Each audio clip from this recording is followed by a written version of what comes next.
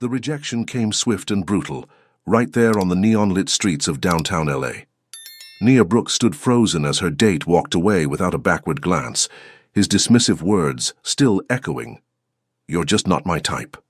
The terracotta dress that had made her feel beautiful moments before now felt like a costume for a role she'd never land.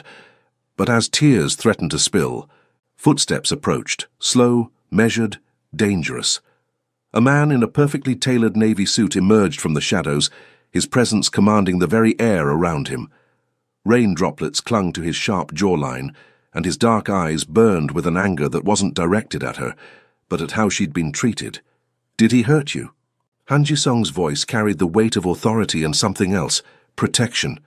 She tried to brush it off, but he stepped closer, his gaze unwavering. "You won't cry over him again." The conviction in his voice made her believe him, though she had no idea who he was or why the entire street seemed to hold its breath when he spoke. She only knew that for the first time in years, someone saw her pain and refused to let it continue. Welcome back to Korean Mafia lovers. Hey there. Please drop a comment telling us where you're watching from, and don't forget to hit that subscribe button. Your support is essential for us to continue bringing you these incredible emotional stories. The Korean-Mexican fusion restaurant had been his choice. And Nia Brooks had agreed, because she was trying to be the kind of woman who said yes to new experiences. The kind who didn't overthink every detail or second-guess her worth before walking through the door. She'd spent an hour getting ready in her small apartment in mid-city, carefully applying makeup that enhanced her deep brown skin's natural glow. Her natural curls were styled in a twist-out that framed her face perfectly, and she'd chosen her favorite terracotta dress, the one that made her feel confident and beautiful. At 28, Nia had learned to celebrate the small victories, and feeling good in her own skin was definitely one of them. The date itself had been fine. David was a marketing executive she'd met through a mutual friend, and their conversation flowed easily enough. He laughed at her jokes about the challenges of freelance graphic design, and she smiled politely when he talked about his CrossFit routine and his new Tesla. There were no major red flags, no awkward silences that stretched too long, but there was also no spark. Still, Nia found herself hoping as they walked out into the cool Los Angeles evening. The streets of downtown LA buzzed with energy, neon signs reflecting off wet pavement from an earlier drizzle, the distant sound of traffic mixing with laughter from nearby bars and restaurants. Maybe he'd suggest coffee somewhere else. Maybe he'd ask for her number again, this time with genuine interest. Instead, David stopped abruptly near the valet stand and exhaled sharply, avoiding her eyes. "Look, Nia." He ran a hand through his hair, the gesture already telling her everything she needed to know. "You're great, really, but I don't think you're my type."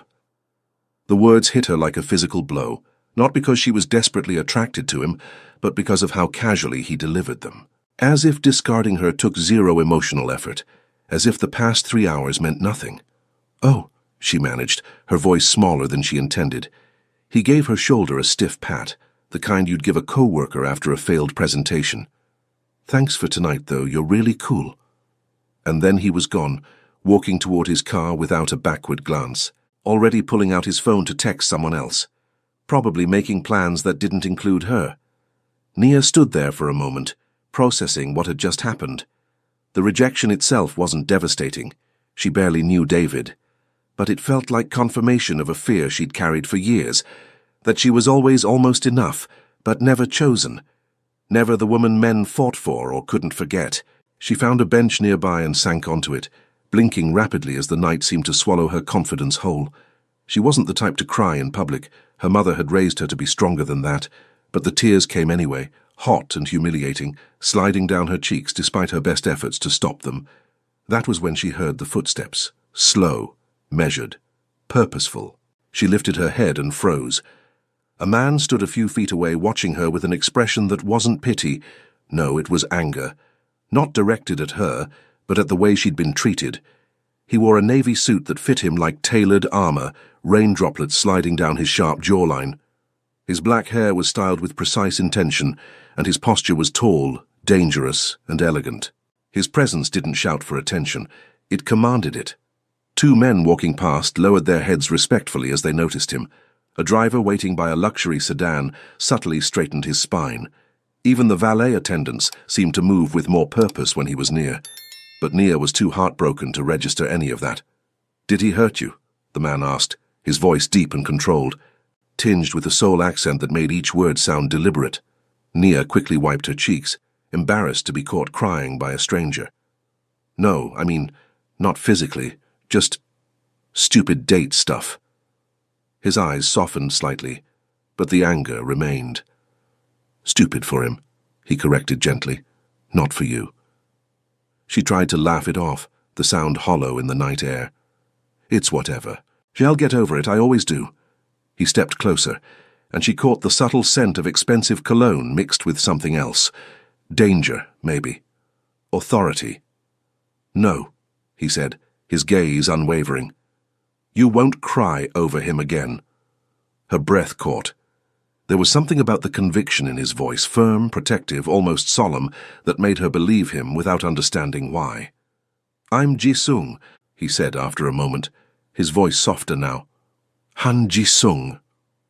The name meant nothing to her, but she noticed how the street seemed to take a collective breath when he introduced himself. The subtle shift in the atmosphere, the way people gave them a wider berth without seeming to do so deliberately. "Ji-sung," she whispered, testing the name on her tongue. "I'm Nia." He nodded once, as if filing the information away somewhere important.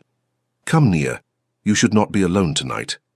She opened her mouth to protest. After all, he was a stranger, and her mother had raised her to be smarter than this. But something in his expression stopped her. There was no lust in his eyes, no impatience or ulterior motive she could detect, just a surprising gentleness beneath a layer of controlled intensity that made her feel safer than she had all evening. He offered his hand, not grabbing, not pulling, not demanding, just offering. And Nia, exhausted from trying to be strong on her own, from always being the one who picked herself up and dusted herself off, took it. His hand was warm, calloused in places that suggested he wasn't just another businessman in an expensive suit. His grip was firm but careful, as if he understood exactly how fragile she felt in that moment. As they walked away from the restaurant, Nia caught a glimpse of David through the window of his Tesla, already on another call, already moving on to whatever came next. But for the first time since he'd walked away, she didn't feel the sharp sting of rejection. Instead, she felt something she couldn't quite name, something that felt dangerously close to hope. Ji-sung didn't take her somewhere flashy or dangerous. Instead, he led her to a quiet cafe tucked between two larger buildings, its entrance marked only by a simple wooden sign with Korean characters etched in elegant script. The place looked unassuming from the outside, but the moment they stepped through the door, Nia realized this wasn't just any cafe. The interior was sleek and dimly lit, with warm amber lighting that made everything feel intimate and safe. Soft jazz hummed from hidden speakers, and the rich smell of roasted coffee beans filled the air. The furniture was minimalist but expensive, dark wood tables, leather chairs that looked like they'd been crafted by hand, and artwork on the walls that Nia's trained eye recognized as original pieces. But what struck her most was how the staff reacted to Ji-sung's arrival. They bowed. Not the casual nod of recognition you'd give a regular customer, but deep, respectful bows that spoke of hierarchy and reverence. A young woman behind the counter immediately began preparing something without being asked, her movements quick and precise. "Who exactly are you?" Nia asked, her voice barely above a whisper. Ji-sung studied her for a long moment, his dark eyes searching her face as if deciding how much truth she could handle. "Someone who makes sure the people I care about are treated well," he said finally. "You care about me?" The question slipped out before she could stop it, vulnerability bleeding through despite her best efforts to maintain some dignity. "Tonight, yes," he said simply, and the honesty in his voice was more comforting than any elaborate declaration could have been. "Tonight you needed someone." He guided her to a corner table, away from the few other patrons scattered throughout the cafe. The chair he pulled out for her was positioned so she could see the entire room, though she didn't understand why that mattered until much later. The young woman from the counter approached with a tray, setting down a warm honey latte and a plate of teok drizzled with sweet syrup. Nia hadn't ordered anything, but somehow Ji-sung had known exactly what she needed. "Eat slowly," he instructed gently, settling into the chair across from her. "Breathe deeply. Talk only if you want to." She wanted to. For the first time in months, maybe years, Nia found herself talking to someone who truly listened. Not someone waiting for their turn to speak, not someone mentally composing their response while she was still forming her thoughts. Ji-sung listened with his entire being, his attention focused on her so completely that the rest of the world seemed to fade away. She told him about her work as a freelance graphic designer, how she'd built her business from nothing, but was constantly struggling to be taken seriously by clients who saw her as young, black, and female. 3 strikes against her in their minds. She talked about the loneliness of working from home, of building something meaningful but having no one to share the victories with. "I keep thinking I'm doing something wrong," she admitted, wrapping her hands around the warm mug. "Like there's some secret to being chosen that everyone else knows but me." Ji-sung's jaw tightened almost imperceptibly. "The problem is not with you, Nia. The problem is with people who cannot recognize what is rare." The way he said her name, careful, deliberate, as if it meant something, made her chest tighten with an emotion she couldn't quite identify. "You don't even know me," she pointed out, though she found herself leaning forward slightly, drawn in by the intensity of his gaze. "I know enough," he replied. "I know you dress carefully because you understand the power of presentation. I know you chose that restaurant tonight, even though Korean-Mexican fusion probably isn't your favorite cuisine, because you're willing to try new things for someone else's sake. I know you cry quietly when you're hurt, because you've learned that your pain makes other people uncomfortable." Nia's breath caught. Each observation was accurate and devastating in its precision. "I know," he continued, his voice dropping lower, "that you have been settling for people who see you as an option, instead of demanding to be someone's priority." The words hit her like a revelation. She had been settling. For David, for the clients who paid her less than she was worth, for friends who only called when they needed something. She'd been so afraid of being alone that she'd accepted being undervalued. "How do you see all that?" she asked. "Because I recognize the signs," he said quietly. "I have spent my life learning to read people, to understand what they need and what they fear. It is necessary in my line of work." There was something in the way he said it that made her curious, but before she could ask, he was speaking again. "Tell me about your dreams, Nia. Not your goals or your plans, your dreams." So she did. She told him about wanting to design book covers for major publishing houses, about the children's book series she'd been sketching in her spare time, about her secret hope of one day having her artwork displayed in galleries. Dreams she'd never spoken aloud because they felt too big, too impossible for someone like her. Ji-sung listened to every word, occasionally asking questions that showed he was not just hearing her, but understanding the deeper meaning behind what she shared. When she mentioned the children's book series, his eyes lit up with genuine interest. "What are the stories about?" he asked.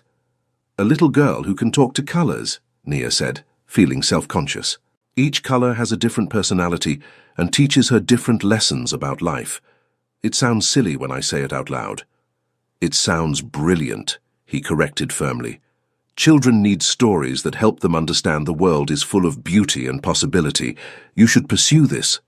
The conviction in his voice made her believe for a moment that maybe her dreams weren't so impossible after all. They talked until the cafe was nearly empty, until the staff began quietly cleaning around them.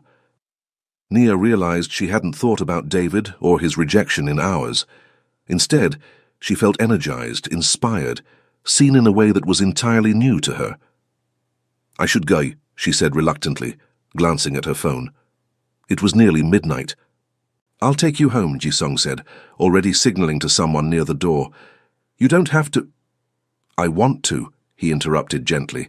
"And, Nia, tomorrow you should apply for that design grant you mentioned, the one you think you're not qualified for." She stared at him. She'd mentioned the grant in passing, buried in a longer story about her career struggles, but he'd remembered, and more than that, he believed she deserved it. As they stepped outside, a black sedan pulled up to the curb with perfect timing. The driver got out and opened the door for them, another small gesture that spoke of a level of organization and resources that made Nia wonder exactly who Han Ji-sung was. But as she settled into the leather seat beside him, breathing in his subtle cologne and feeling safer than she had in years, She decided that some questions could wait. For tonight, it was enough to be chosen. 3 days later, Nia was still thinking about Jisung. She'd applied for the design grant, something she'd been putting off for months, and had already received a response requesting her portfolio. The coincidence felt too perfect to be random, but she pushed the thought aside as she focused on preparing her submission. Her phone buzzed with a text from an unknown number. "How is the grant application progressing?" Jay. Her heart skipped. She'd given him her number when he'd dropped her off, but she hadn't expected him to use it so soon. Or at all, really.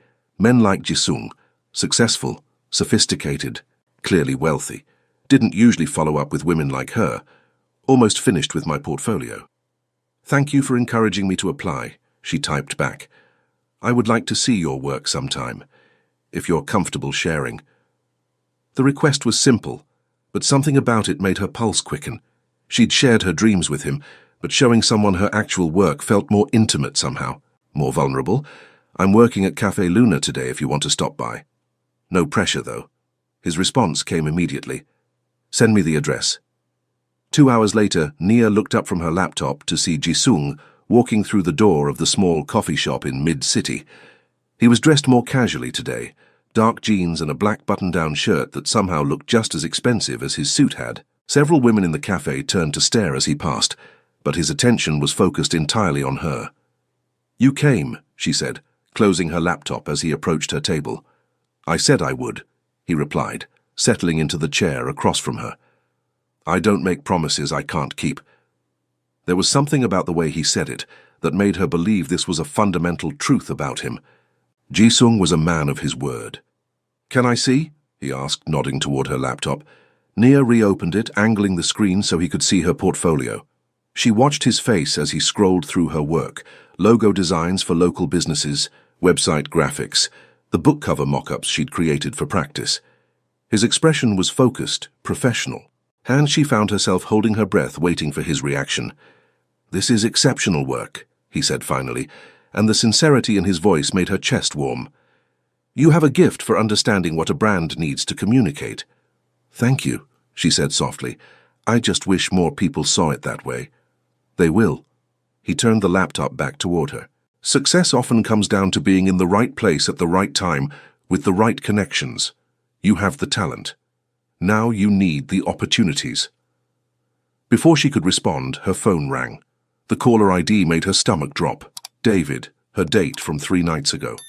She declined the call, but it rang again immediately. "Excuse me," she said apologetically, stepping outside to answer. "Nia." "Hey, I've been thinking about our date." David's voice was different now, warmer, more interested. "I think I was too hasty. Maybe we should give it another shot." "I'm sorry, what?" Nia couldn't hide her confusion. "I know I said you weren't my type, but I've been thinking. Maybe I was wrong. You want to grab dinner tonight?" The audacity of it left her speechless. 3 days ago, he'd dismissed her without a second thought. Now he wanted another chance. What had changed? "David, Come on, Nia. Everyone deserves a second chance, right?" Through the cafe window, she could see Jisung watching her with a concerned expression. The contrast was stark. David's casual assumption that she'd be available whenever he decided she was worth his time, versus Jisung's consistent respect and attention. "No," she said firmly. "I don't think that's a good idea." "Are you serious? I'm offering you another shot here." The entitlement in his voice crystallized something for her. "I'm not the one who needs another shot, David. You had your chance and you made your choice. I'm not interested anymore." She hung up before he could respond and walked back into the cafe, her hands shaking slightly from the adrenaline of standing up for herself.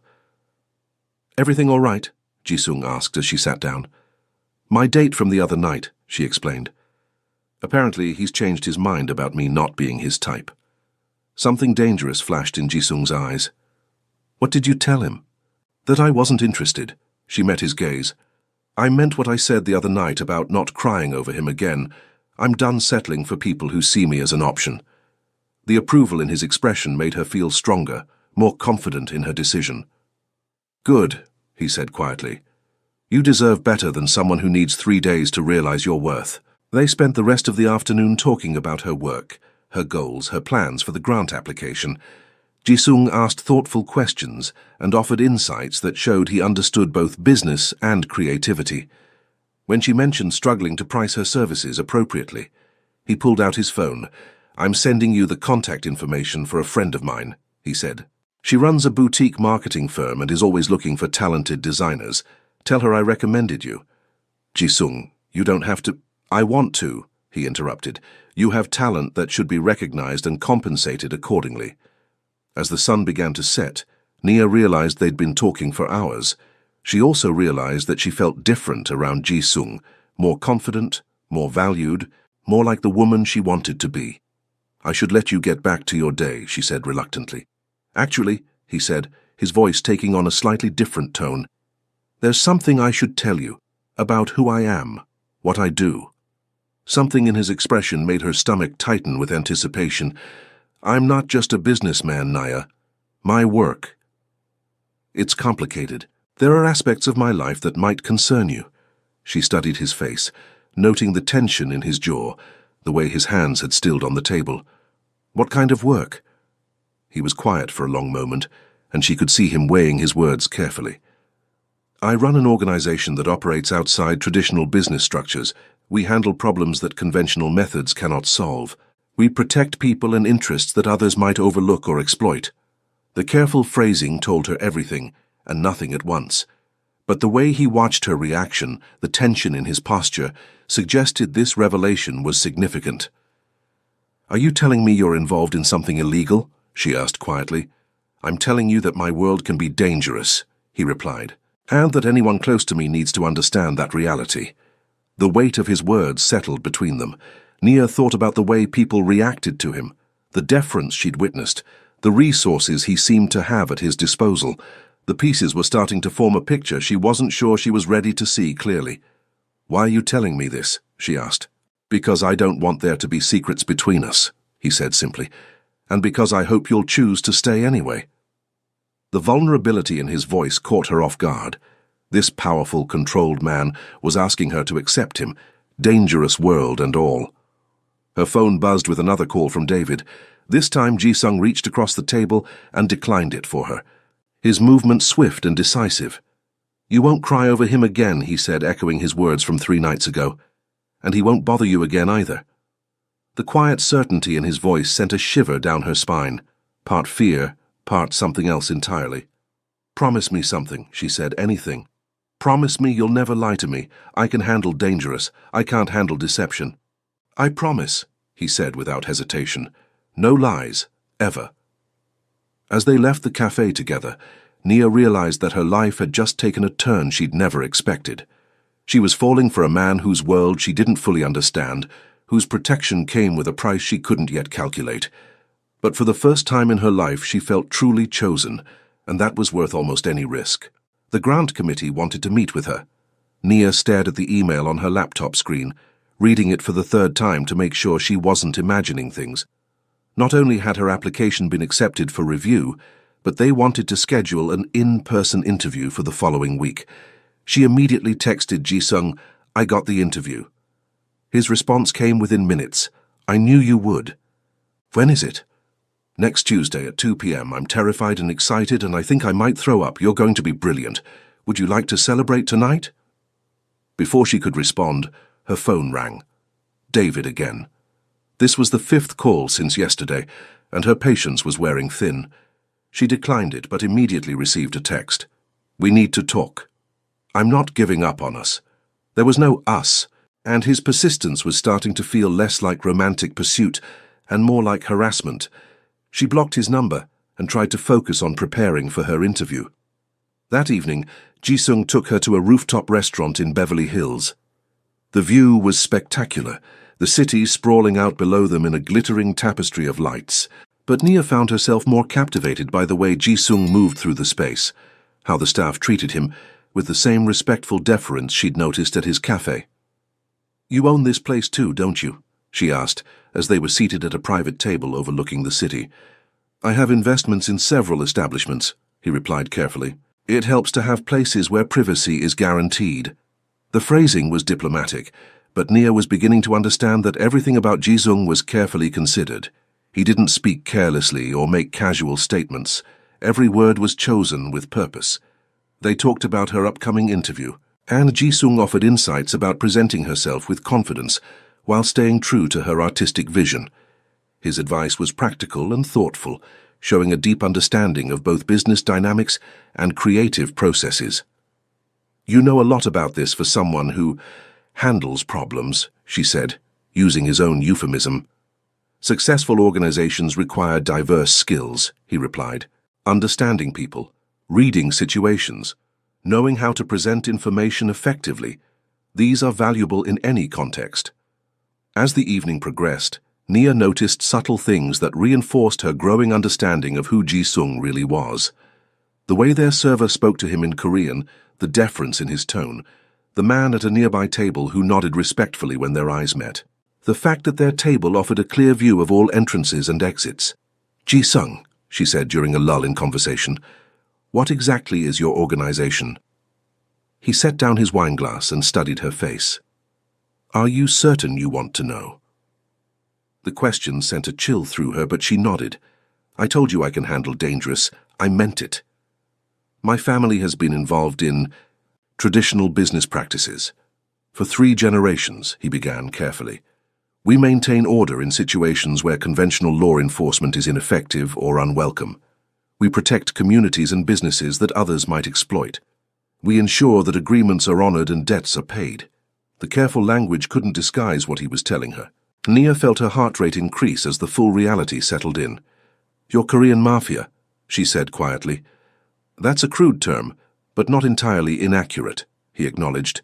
"We prefer to think of ourselves as a family business with traditional values." She was quiet for a long moment, processing this confirmation of what she'd begun to suspect. "Is that why David suddenly wants to see me again? Did you talk to him?" Ji-sung's expression darkened slightly. "I may have made it clear that his continued pursuit of you was unwelcome." "What does that mean, exactly?"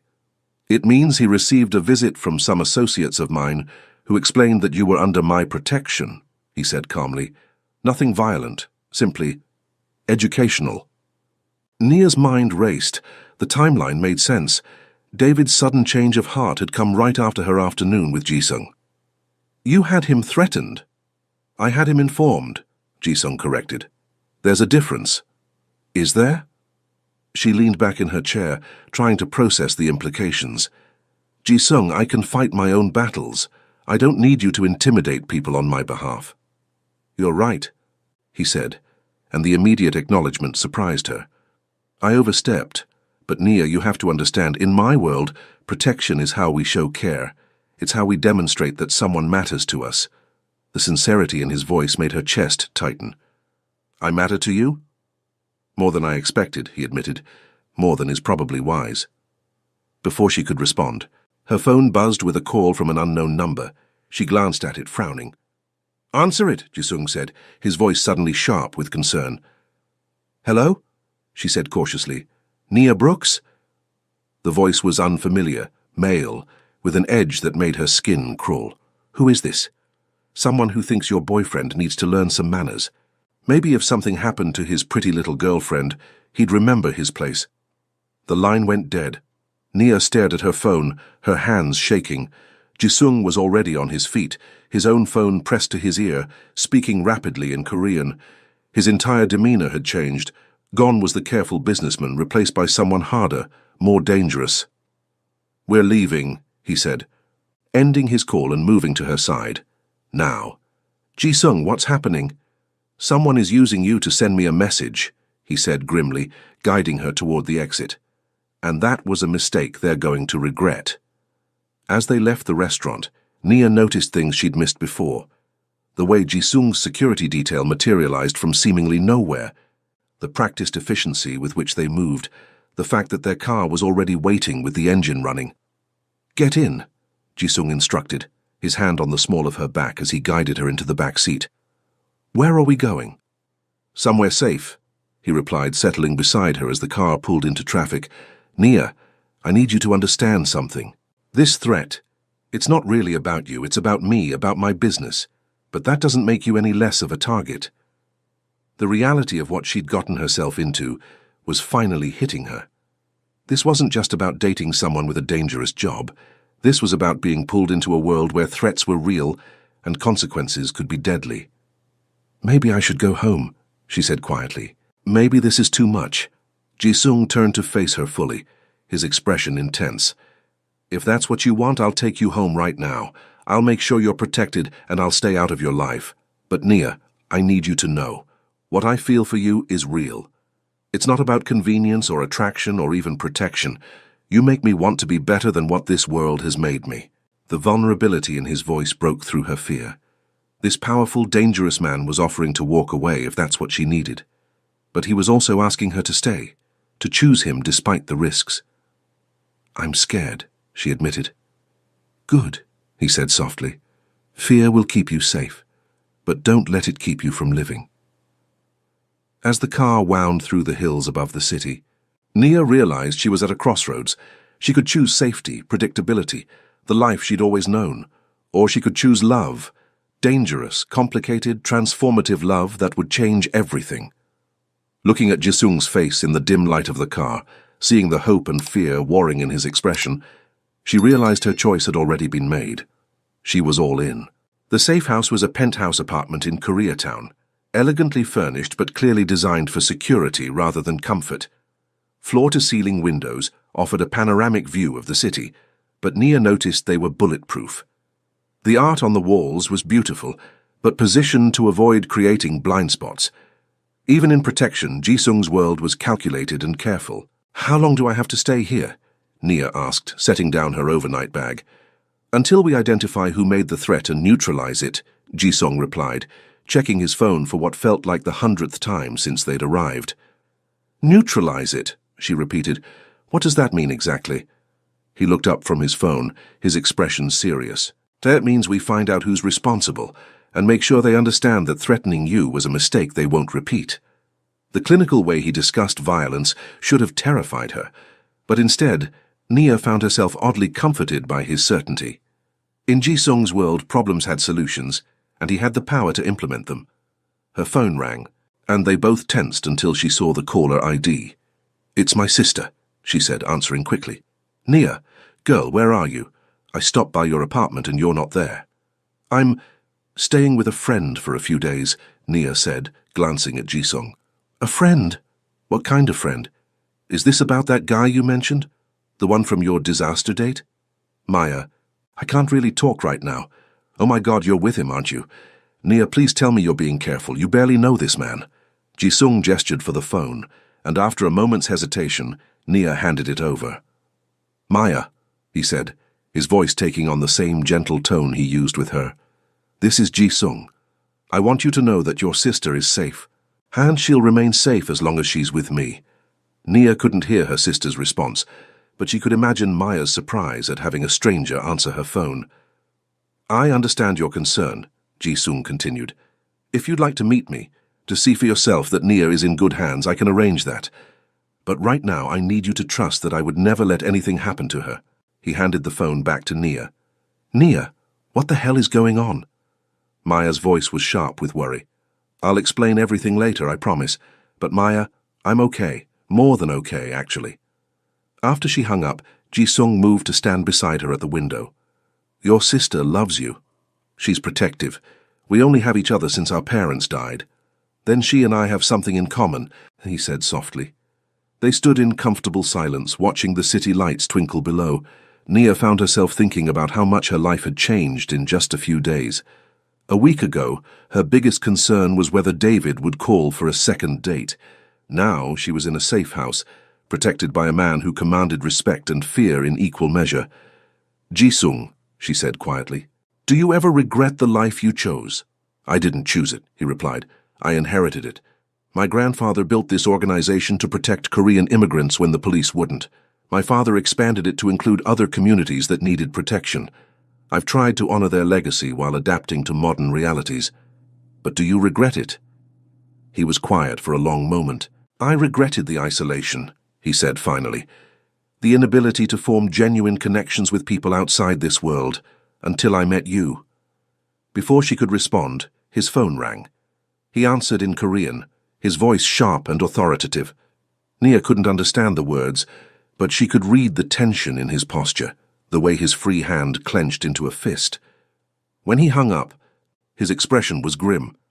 "They found who made the threat," he said. "It's someone from my past, a rival family trying to establish territory in LA. What happens now?" "Now I handle it," he said simply. "I'm coming with you." "Absolutely not." His response was immediate and non-negotiable. "Ji-sung, this is about me too. I have a right." "You have a right to be safe," he interrupted. "And I have a responsibility to keep you that way." They stared at each other, and Nia could see the conflict in his eyes. He wanted to protect her, but he also respected her autonomy. It was a delicate balance. "Promise me you'll be careful," she said finally. "I promise," he replied, moving closer to cup her face in his hands. "And I promise that after tonight, no one will threaten you again." He kissed her then, soft and desperate, as if he was trying to memorize the moment. When they broke apart, Nia saw something in his eyes that made her chest tighten with fear, not for herself, but for him. "Come back to me," she whispered. "Always," he promised. 3 hours later, Nia was pacing the apartment when she heard the elevator. She rushed to the door as Ji-sung entered. His suit jacket gone, his shirt sleeves rolled up, a small cut on his knuckles the only sign that anything had happened. "Is it over?" she asked. "It's over," he confirmed, pulling her into his arms. "You're safe. We're safe." "What happened to—" "They won't be a problem anymore," he said firmly. "That's all you need to know."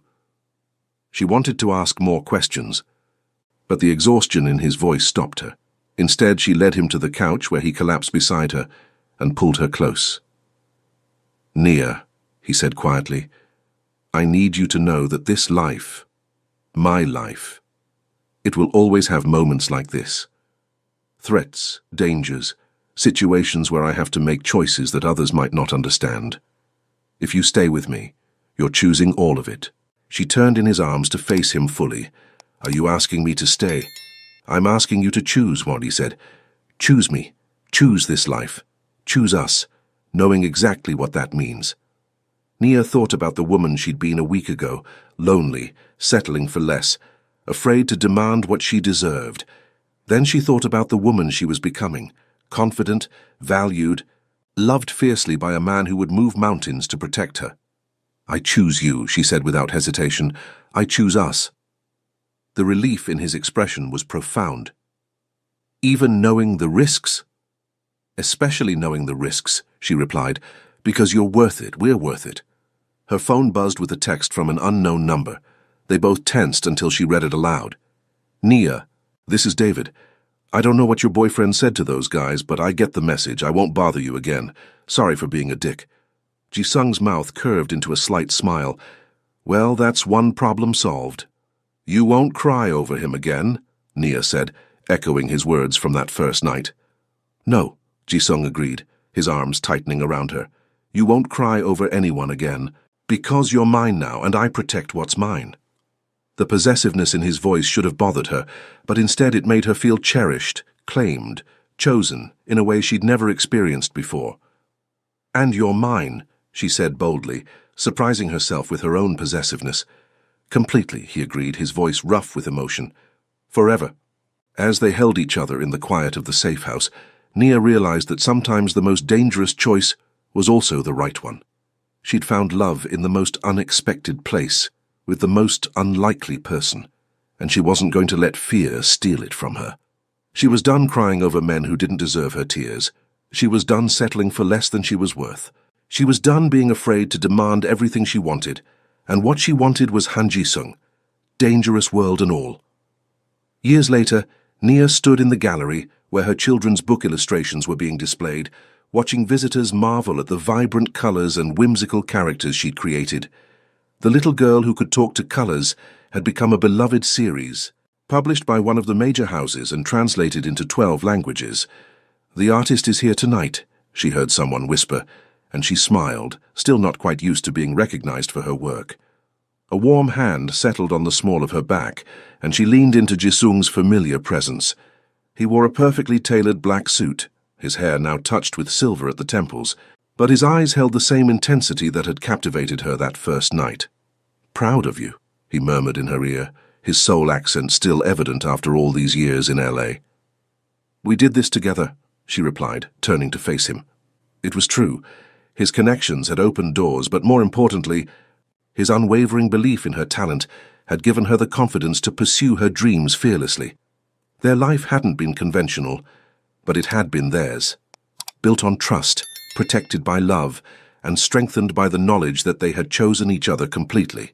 She never cried over anyone again. Thank you for staying until the end. Korean Mafia Lovers has many more passionate stories waiting for you. Hit subscribe, because with your help, we keep creating these incredible emotional journeys that will touch your heart.